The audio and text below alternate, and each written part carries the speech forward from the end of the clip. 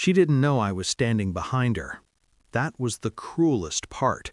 Her voice drifted through the half-open kitchen door, light and careless, sharpened by familiarity.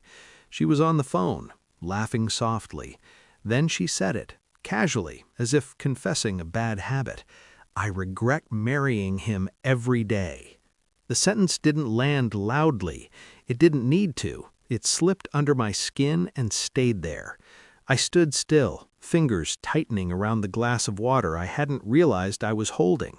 The room felt smaller, airless. My reflection in the darkened window stared back at me, unmoved, composed, a man who looked intact. Inside, something precise began to break. She laughed again. "No, he has no idea." I stepped back before the floor could betray me, before she could turn and see what that sentence had done. I told myself not to react. I told myself to listen. She ended the call with a smile she never wore for me anymore.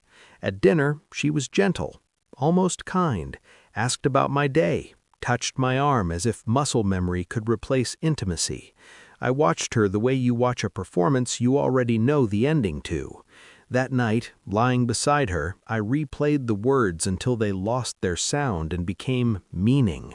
Regret, every day. Not anger, not resentment, replacement.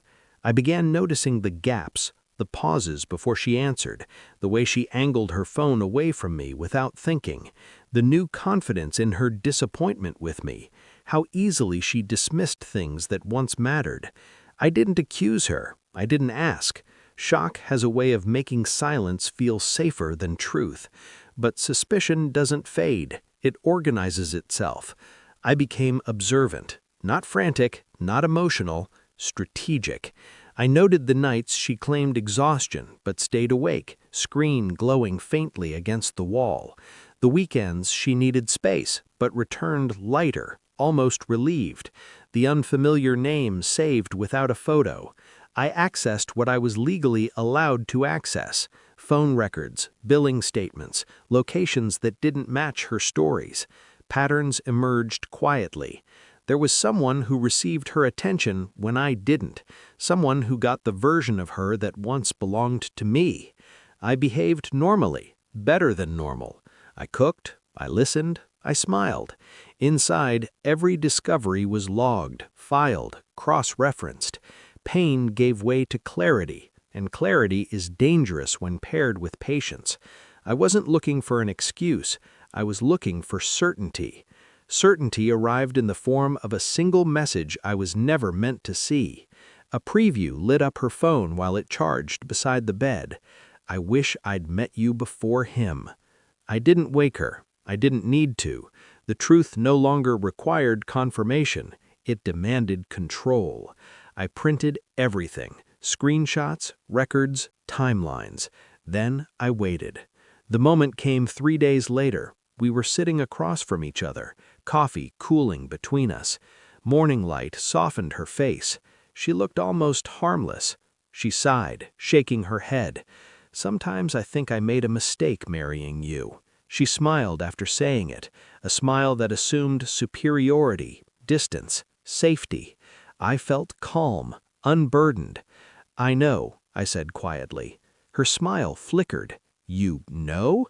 "I feel the same," I replied. I slid the folder across the table. She didn't open it immediately. Her hands hovered, unsure. When she finally looked, the color drained from her face in stages: confusion, recognition, terror.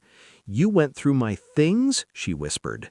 I shook my head. "You left them everywhere." She tried to speak, failed, tried again. "It didn't mean anything," she said. I was confused. I watched her unravel without raising my voice. "No," I said. "You were deliberate." She cried then, real tears, the kind meant to rewrite history. "I was unhappy," she said. "You changed." I leaned back, studying her like an equation finally solved. "You didn't regret marrying me," I said. "You regretted not replacing me sooner." That was the moment she understood. Not that she was caught, but that she had lost control. I didn't ask her to leave. I told her I already had. I had moved the accounts, transferred ownership, filed papers she hadn't noticed among the mail she never opened. Every safety net she assumed was mutual had been mine alone. She stood in the living room, surrounded by the life she thought she understood, suddenly foreign. "You planned this," she said softly. I nodded. "After you told someone else my worth."